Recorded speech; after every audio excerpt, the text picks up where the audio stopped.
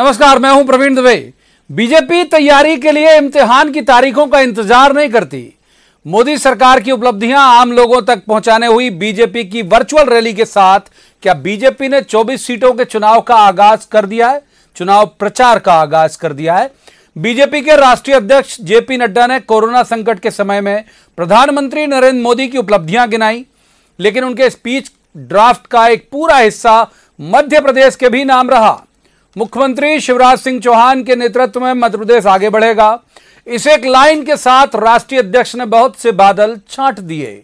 शिवराज को नवाजते, सिंधिया को संभालते और यह संदेश भी दे दिया कि उन्हें कांग्रेस छोड़ने का अफसोस करने की नौबत नहीं आएगी। बहुत सारे सवालों के जवाब उन्होंने दिए, लेकिन जिस एक बयान के साथ बीजेपी चुनावी करवट लेते हुए दिखाई दे रही है यहां पर, वो है मुख्यमंत्री शिवराज सिंह चौहान का इसी वर्चुअल रैली में दिया गया वो बयान, जिसमें उन्होंने कहा कि अगर सिंधिया सही समय पर फैसला नहीं लेते तो मध्य प्रदेश बर्बाद हो जाता।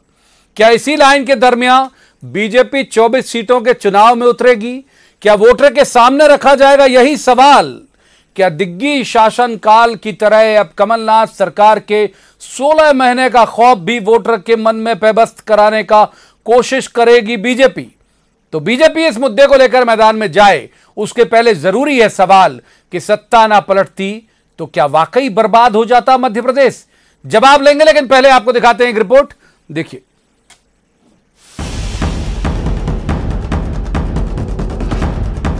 रात में 10 बजे जब मैं बल्लभ भवन गया, 9 बजे शपथ ग्रहण करके, तो एक बैठक उस मुख्यमंत्री ने कोरोना से निपटने के लिए नहीं की थी।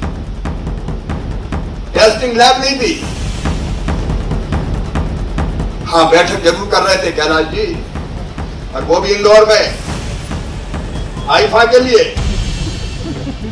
सलमान खान और कैटरीना, कौन थी कैटरीना का, जैकलीन कोई। अब वो बैठक का समय था तुम्हारे पास।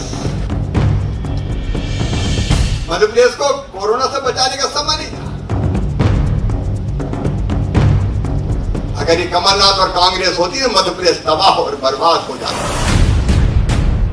पिछले 3 महीने में सीएम शिवराज इस तेवर में आखिरी बार कब दिखाई दिए थे? जनसभा भले न हो, लेकिन वर्चुअल रैली से वोटर भी जुड़ा है और कार्यकर्ता भी। तो शिवराज जनसभा वाले अंदाज में ही दिखाई दिए, 2 सरकारों के दौर के बीच की लकीर खींचते हुए, फर्क बताते हुए और सिंधिया को क्रेडिट देते हुए वोटर के जहन में ये सवाल छोड़ते कि सत्ता न बदलती तो क्या होता।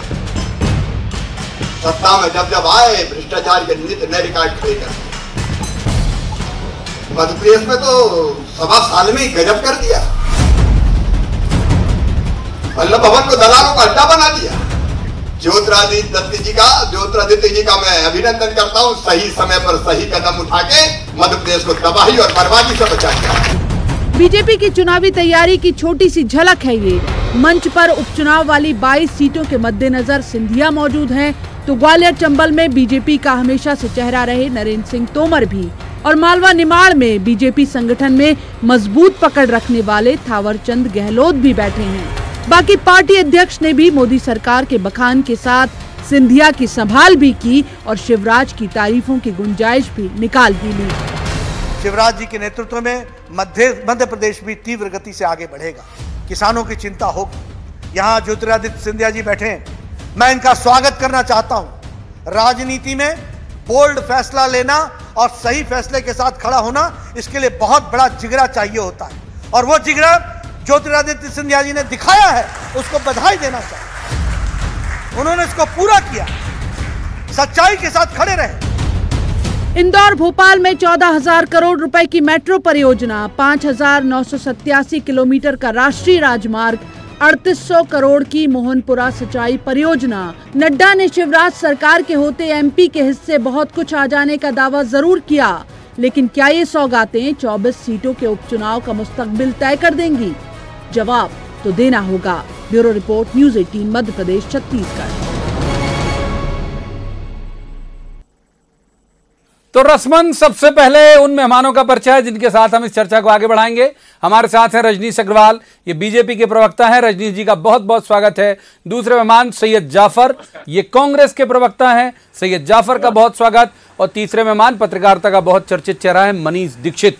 मनीष जी का भी बहुत स्वागत है। शुरुआत रजनीश जी से ही कर लेते हैं क्योंकि मौका आज की डिबेट का उन्हीं की पार्टी ने दिया। तो रजनीश जी, कैसे तबाह और बर्बाद हो जाता है एमपी में, चाहता हूं थोड़ा विस्तार से आप प्रकाश डालें।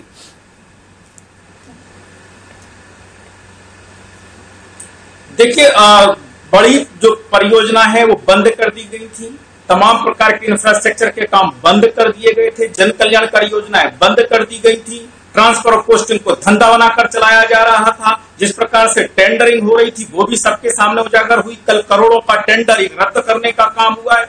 जो केवल और केवल चुन चुन के देने का काम किया जा रहा था। किसानों के साथ में धोखाधड़ी, ठगी करने का काम किया जा रहा था। बतौलेबाजी और मध्य प्रदेश के तमाम प्रकार के जो संसाधन हैं उनको तबाह करने, अवैध धंधे, अवैध उत्खनन, अवैध शराब, और ये शपथ लिए हुए संविधान की शपथ लेने वाले मंत्री ने आरोप लगाए जो आज दिनांक तक वापस नहीं हुए। तो इसलिए बर्बाद हो रहा था। इसलिए महिलाओं के साथ में जो महिलाएं 16,000 मिला करते थे वो छीनने का काम उन्होंने किया। संबल योजना से जो छोटे कारोबारी गरीब किसान अब लाभान्वित होता था वो संबल योजना को बंद करने का काम हुआ। तमाम प्रकार के सिलसिलेवार उदाहरण है। कन्यादान योजना, गरीब कन्या बेटी का विवाह करने के लिए कहा हम 51,000 देंगे, 1 रुपया भी उनके खाते में नहीं डाला इन्होंने। एक एक करके कितनी बातें गिनाऊं। बर्बाद करने का काम, विकास की गति रोकने का काम, वचन पत्र में जो वचन दिए थे उनको भंग करने का काम कमलनाथ जी ये बंटाधार 2 साबित हुए हैं। बंटाधार 2, बंटाधार 1 वचन भंग किया, बर्बाद करने का काम किया। आपका सवाल लेके चलता हूं, आपका सवाल लेके चलता हूं रजनी जी कांग्रेस की तरफ। आपका सवाल लेके कांग्रेस की तरफ चलता हूं। सैयद जाफर हमारे साथ जुड़े हुए हैं। सैयद जाफर, बर्बाद कर देने वाले थे आप लोग, बच गया ये कहना शिवराज जी का, वो ठीक वक्त पर बढ़िया डिसीजन लिया सिंधिया जी ने, तो बच गया मध्य प्रदेश। 15 साल शिवराज सिंह जी की सरकार रही। बलात्कार में नंबर 1 मध्य प्रदेश, किसानों के आत्महत्या में नंबर 1 प्रदेश, कानून व्यवस्था की बिगड़ती हालत पे नंबर 1 मध्य प्रदेश। और उसके बाद कहते हैं कि बर्बाद कांग्रेस सरकार में हुआ। अरे रजनीश जी, चैनलों पे झूठ मत बोला करो। बड़े वरिष्ठ प्रवक्ता और कम से कम प्रवीण दुबे जी के सामने तो कम से कम झूठ मत बोला करो, पकड़ में आ जाओगे। कल तक आप चिल्ला चिल्ला के कहते थे, आपकी शिवराज सिंह जी कहते थे कि मध्य प्रदेश में कमलनाथ सरकार ने किसी का कर्जा माफ नहीं किया, और उसके बाद खुद ही स्वीकार कर रहे हो कि 23 लाख किसानों का कर्जा माफ हो गया और बाकी 5 लाख या 10 लाख का नहीं हुआ। अरे ये इस तरीके से गुमराह करते हो आप जनता को। और रही बात आप ये कह रहे हो कि सिंधिया जी ने बचा लिया। अरे ये तो बिके हैं, कितने करोड़ में विधायक बिके हैं। उसका जवाब आपको जनता देगी। और कांग्रेस पार्टी भी समय आने दीजिए, चुनाव की घोषणा होने दीजिए, हम बताएंगे कि आपके नेता ने किस विधायक को किस होटल में बिठाला, कितने पैसे की बात किया, उसकी सारी चीजें हम आपके सामने उपलब्ध कराएंगे। और रही बात विकास कार्यों की, चुनाव तक क्यों वेट कर रहे हैं, आप साबित कर दीजिए कि हमने 51,000 रुपए नहीं दिया। एक प्रवीण जी एक बात, 51,000 रुपए, प्रवीण जी एक बात, 51,000 रुपए हमने शादी में दिया, 51,000 रुपए हमने शादी में दिया। ऐसे मसले में फिर क्या होता है? ये सवाल जवाब चल रहे हैं। तीसरे मेहमान को भी हमने बिठाया, आऊंगा आपके पास, जरूर आऊंगा। पर्याप्त वक्त दोनों तीनों जितने गेस्ट रहते नहीं, बिल्कुल आप शामिल करिए। हम डिबेट करने बैठे हैं, हम सामूहिक चर्चा करने नहीं बैठे हैं। प्रवीण जी 30 सेकंड तो दीजिए ना। अरे भाई डिबेट ही करिए, बिल्कुल बोलिए कह रहा हूं ना मैं, फिर मनीष जी के पास चलेंगे। 30 सेकंड। इन्होंने कहा हम खुलासा करेंगे किसने किसको पैसा दिए। ये गंभीर मामला है। आपके चैनल पर मैं चुनौती देता हूं कांग्रेस को, नहीं तो हम FIR कराएंगे, मानहानि का दावा करेंगे। आपके सैयद जाफर जी छोटे भाई हैं, कराइए, बिल्कुल कराइए। मैं चुनौती देता हूं, करिए। अपमान अभी भी करेंगे, अभी भी अपमान करेंगे जनादेश का, सिंधिया जी का अभी भी अपमान करेंगे। अपमान नहीं कर रहे हैं, आपको अवगत करा रहे हैं कि आपने विधायकों को खरीदा है। चुनौती है कमलनाथ जी को, डिबेट है का मतलब अंताक्षरी नहीं है सर। आप सुनाए गाना, वो सुनाए मुश्किल हो जाएगी। मनीष दीक्षित, माफ कीजिए, माफ कीजिए सैयद जाफर, रजनी जी, मनीष दीक्षित। मनीष जी, क्या जो हमारा सवाल है जिसके साथ मैंने अपने इस एंकर को खत्म किया कि उसी लाइन पर ले जाना चाहती है बीजेपी, क्योंकि उससे बड़ा सूट करता है दिग्विजय सिंह मिस्टर बंटाधार करके उन्होंने फिर गवर्नमेंट बना ली, तो क्या वही लाइन ले जाना चाहते हैं जो आज दिखा शिवराज जी के भाषण में? मनीष दीक्षित जी। देखिए प्रवीण जी, एक बात बड़ी क्लियर है कि कोई भी सरकार रहे, जब किसी की भी सरकार हो, अगर आपदा आती है तो वो सरकार जितनी उसकी हैसियत है उस हैसियत से ज्यादा काम करती है। और मुझे नहीं लगता कि जब ये कोरोना का एपिसोड शुरू हुआ मध्य प्रदेश में, तो पिछली सरकार जो थी उसने कुछ काम नहीं किया। मैं आपको एक दो चीजें बताता हूँ। अच्छा, होता क्या है पॉलिटिकल पार्टीज में कि जब एक आदमी सत्ता से विपक्ष में आता है तो उसकी जो चीजें उसको सत्ता में रहते वो ठीक लगती है, वो विपक्ष में रह के गड़बड़ लगने लगती है। जैसे पेट्रोल का एग्जांपल है, पहले कांग्रेस ने पेट्रोल बढ़ा दिया, अब वो साइकिल की रैली निकाल रहे हैं। ऐसे ही मैं आपको ये बताना चाहता हूं कि जब ये, आपको याद होगा प्रवीण जी, अपन ने काफी बार चैनल पे चर्चा करी है कि मध्य प्रदेश में कोरोना का पहला मरीज कब आया। ये आया 18 या 20 तारीख को। जबलपुर में 3-4 पेशेंट आए थे कोरोना के पॉजिटिव। उसके पहले तो मध्य प्रदेश में कोरोना नहीं था। मगर आपको ये याद एक्चुअली हो क्या गया है प्रवीण भाई कि मेमोरी हमारी शॉर्ट होती जा रही है। 6 तारीख को जिस जैकलीन और सलमान को लेकर आज मुख्यमंत्री जी ने भी टिप्पणियां करी हैं, 6 मार्च को तत्कालीन मध्य प्रदेश सरकार ने ये आईफा को निरस्त करने का आदेश निकाल दिया गया था। दूसरी बात, 13 मार्च को प्रवीण जी, शायद मध्य प्रदेश पहला ऐसा राज्य रहा होगा जिन्होंने शायद अप्रीहेंड किया होगा, या कई चीजें अपन फोरसाइट कर लेते हैं कि भाई कोरोना का क्या इंपैक्ट होने वाला। तो 13 मार्च, मुझे अगर ये डेट गलत हो तो रजनीश जी और सईद भाई ठीक करेंगे, कि 13 मार्च को स्कूल, कॉलेज, मॉल बंद करने का आदेश मध्य प्रदेश में हुआ था। वो शायद पहला मामला था पूरे देश। हाँ बिल्कुल, मुझे याद है। और मुझे इसलिए भी याद है कि इरफान की मूवी, आखिरी मूवी रिलीज हुई थी और हम देख नहीं पाए थे। एग्जैक्टली। एक और महत्वपूर्ण बात यह है प्रवीण जी कि जब उस टाइम कोरोना बढ़ रहा था या कोरोना के बादल मंडरा रहे थे प्रदेश के ऊपर, तो उस टाइम विपक्ष क्या कर रहा था? विपक्ष उस टाइम वही कर रहा था जो आपका विपक्ष कर रहा है। उस टाइम ये बोलते थे कोरोना तो कुछ है ही नहीं, जो अब ये बोलते हैं कि ये सरकार फेल हो गई। एक्चुअली पॉलिटिकल पार्टी के साथ ये दिक्कत है कि जो चीज उनको सूट करती है अब जवाब ले लेते हैं। अब रजनीश जी जवाब, ये जो मनीष जी ने जो 2-3-4 मुद्दे उठाए वो कह रहे हैं कि भाई जिस वक्त आईफा को लेकर मीटिंग चल रही थी उस वक्त तक कोरोना इतना ज्यादा संक्रामक या इतनी खतरनाक मुद्रा में नहीं था। रजनीश जी, प्रवीण जी, मैं आपके चैनल पर तथ्यपूर्वक कई बातें उजागर कर चुका हूं। मैं फिर कहता हूं, आदरणीय मनीष जी, जिस जरूर करिए सलमान के साथ शिवराज कमलनाथ जी मुख्यमंत्री बतौर फोटो खिंचवा रहे थे और सीएस और तमाम अधिकारी थे, उसी दिन केंद्रीय स्वास्थ्य मंत्री डॉक्टर हर्षवर्धन जी ने अपनी पूरी टीम के साथ स्टेट वाइज वीडियो कॉन्फ्रेंस करके dos and don'ts, protocols, guidelines तमाम बताए थे, उसकी गंभीरता बताई थी और आपको डेडिकेटेड हॉस्पिटल्स तय करने थे, वो काम बताया था। पीपी किट्स खरीदनी थी, टेस्टिंग किट खरीदनी थी। क्षमा करिए, पहला केस कब आया? अरे मरीज, पहला टेस्ट हुआ है, पहला टेस्ट तब हुआ जिसका आप जिक्र कर रहे हैं, जबलपुर का और बाद में फिर भोपाल का। पहला टेस्ट तब हुआ। पहली मौत उज्जैन में हुई, बेगम बाग पे धरना पे जाती थी सीए के विरोध में, जो नमक बाग गोदाम का जो धरना था वहां से तारीख जरूर पूछ ले। मुझे लगता तथ्य से अनजान हम ना बने। पीपी किट, टेस्टिंग किट, तमाम प्रकार के डेडिकेटेड हॉस्पिटल्स का मामला हो, इन्होंने कुछ नहीं किया, गाल बजाने का काम किया। और आप लोगों के सामने क्या कहा था इन्होंने? ये कोरोना वोरोना कुछ नहीं होता, हमें तो पॉलिटिकल कोरोना से लड़ना है, ये कमलनाथ जी का बयान था। फिर प्रेस कॉन्फ्रेंस आप लोगों के साथ में की थी तो उन्होंने कहा हमें पता नहीं था कि इतना बड़ा हो जाएगा। अरे आप मुख्यमंत्री हैं, सेंट्रल की तरफ से आपको 17 जनवरी से आगाह लगातार किया जाता रहा, कॉन्फ्रेंसेज की जाती रही, आपको डूज एंड डोंट्स बताए जाते रहे, आपको क्या क्या करना है वो बताया जाता। कोरोना में संभावना इलेक्शन की संभावना कोरोना के अंदर है। रजनीश अग्रवाल, फिर जाफर की तरफ झूठ बोल रहा हूं तो चुनौती है कांग्रेस पार्टी को, कांग्रेस पार्टी को चुनौती है, दावा करें वो। मैं आप जो मनीष भाई ने बोला है जाफर, जवाब बिल्कुल आपको तथ्यों के आधार पे बोला है।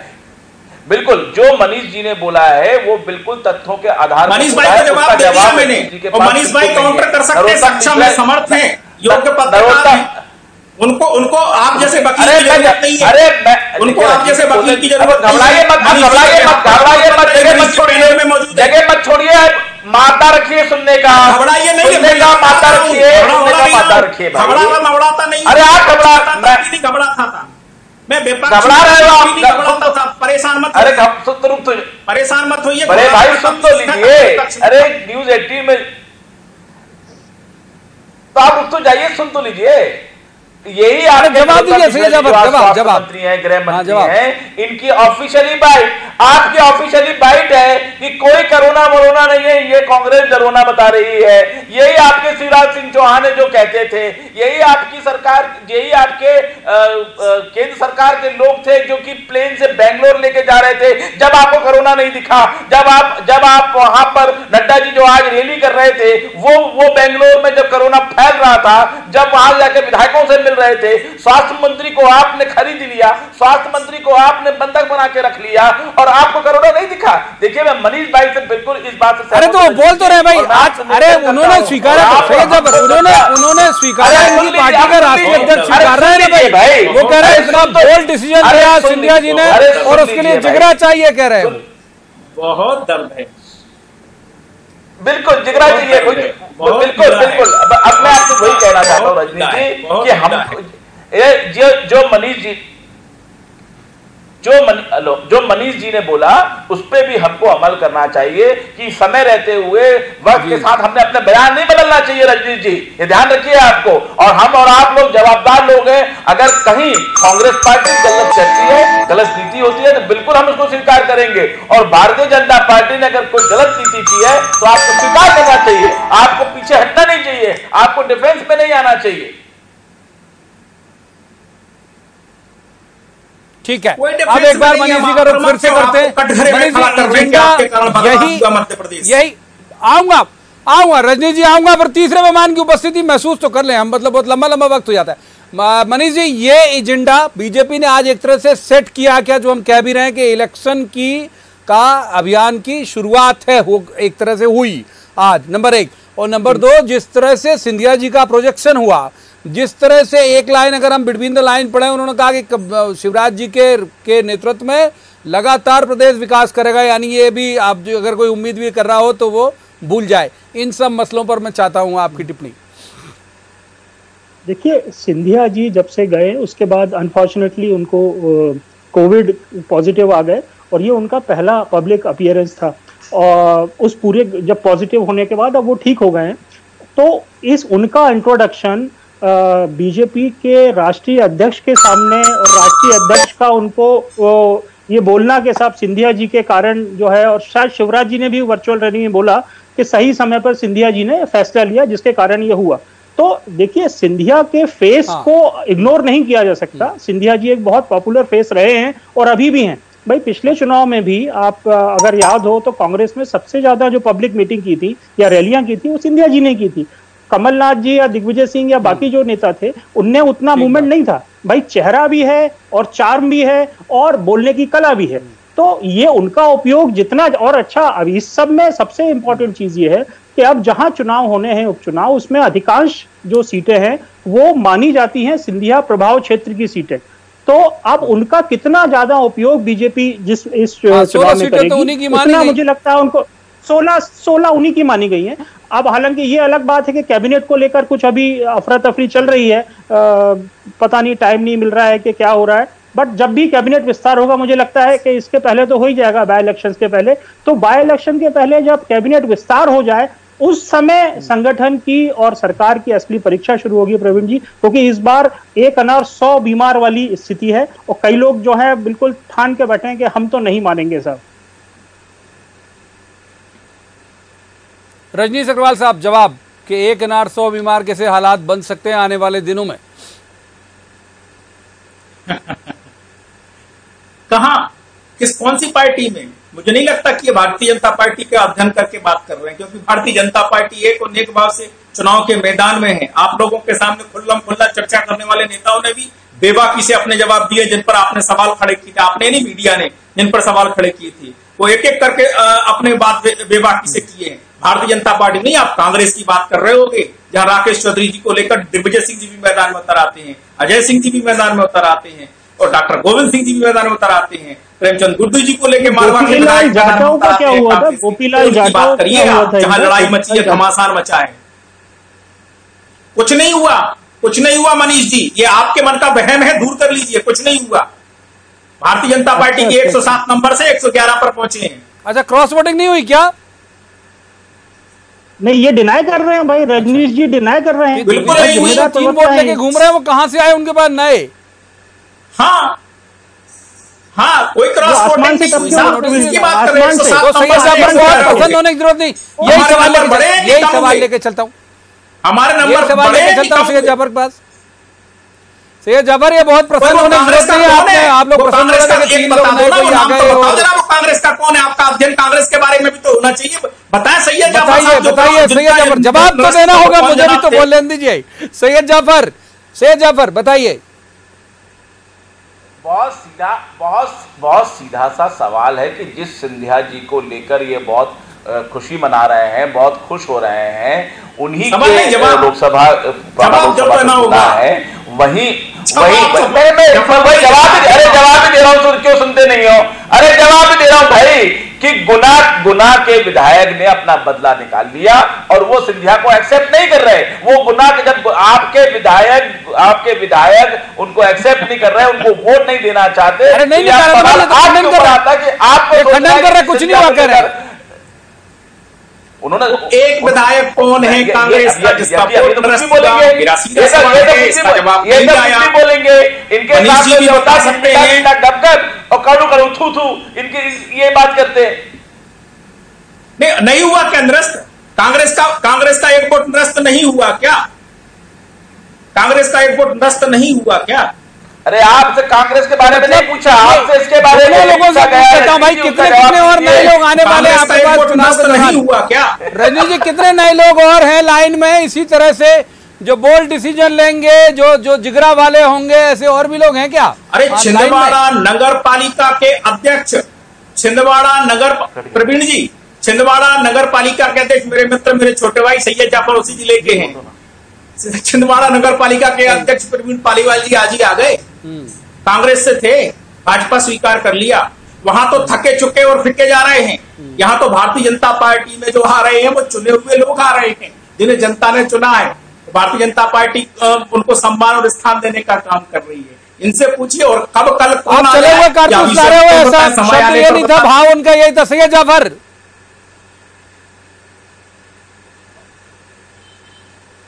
अच्छा कुछ दिक्कत है शायद तकनीकी तौर पर, मनीष जी का रुख कर रहे थे। मनीष जी, ये पूरे मसले को लेकर आपको लगता है कि जैसे जिस तरह से कांग्रेस ने कुछ अपना एजेंडा तय करके रखा है, बीजेपी पहले दिन से एक आक्रामक भाव में आई, आज हम देख भी रहे हैं रजनीश जी भी भारी आक्रामक मुद्रा में है, तो ये आए कि भाई इन्होंने जवाब तैयार करके रखे कि किस लाइन पे ले जाना। अपीलिंग कितना होगा आपको लगता है ये सब होमवर्क, मनीष जी?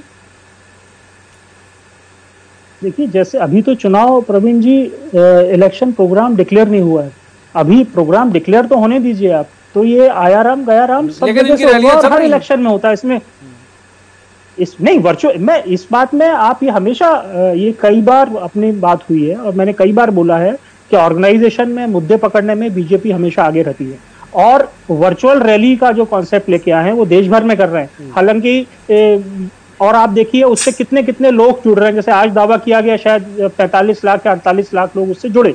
अब तो जब बिना खर्चे के बैठे बिठाए इतना हाँ जितना भी हो, क्योंकि मैं वो फिगर का मुझे आइडिया नहीं है, तो ये एक नया मतलब जो नए संसाधन है उसका उपयोग दावा रैली के पहले किया गया था, बाद में कितने जुड़े मैं भी होमवर्क नहीं कर पाया।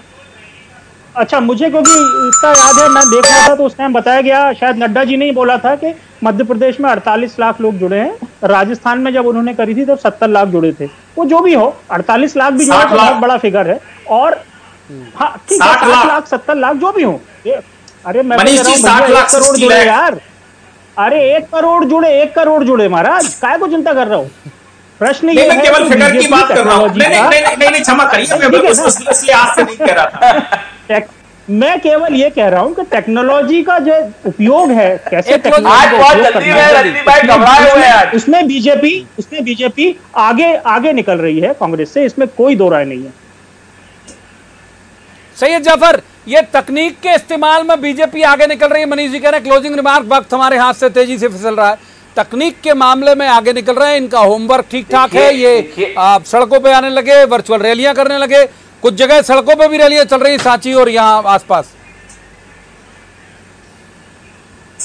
ये तो चुनाव के लिए ही बने हैं, सत्ता के लिए ही बने हैं। इन्हें सत्ता चाहिए, चुनाव चाहिए इन्हें। इस आज लगातार कोरोना के मरीज बढ़ रहे हैं, बोलिए ये बन जाएंगे नहीं तो लगातार बढ़ रही है, मृत्यु की संख्या बढ़ रही है। उस पे कुछ भी नहीं बोलेंगे ये, उस पे कोई बात नहीं करेंगे। इन्हें सिर्फ उपचुनाव दिख रहा है, सत्ता में बचना है, सत्ता में रहना है, इसलिए सारी बात करेंगे। जनता किस पे परेशान हो रही है उस पे इन्हें कोई लेना देना नहीं, उस पे ये बात नहीं करेंगे।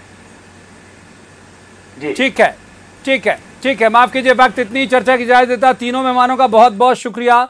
तो क्लोजिंग में इसी बात से करूंगा कि ये जो मनीष जी कह रहे थे कि ठीक है अभी चुनाव की तारीखें नहीं आई हैं, माहौल जरूर आ गया, और जब माहौल आ जाता है तो ऐसी रैलियां, आरोप प्रत्यारोप लगातार आपको सुनने को मिलेंगे। सुनते रहिए बहुत तसल्ली के साथ, तय वही करिएगा जो वोटर हैं 24 सीटों वाले, कि क्या आपको बेहतर लगता है उसी पार्टी को चुनिए और फिर वोट कीजिए, ताकि इन आरोप प्रत्यारोप के जो सिलसिले हैं वो आगे और ना चलें। तो आज की इस चर्चा में इतना ही। कल किसी खास मसले पर खास पैनल के साथ बैठेंगे और कहेंगे जवाब तो देना होगा। आप देखते रहिए न्यूज़ 18 मध्य प्रदेश छत्तीसगढ़।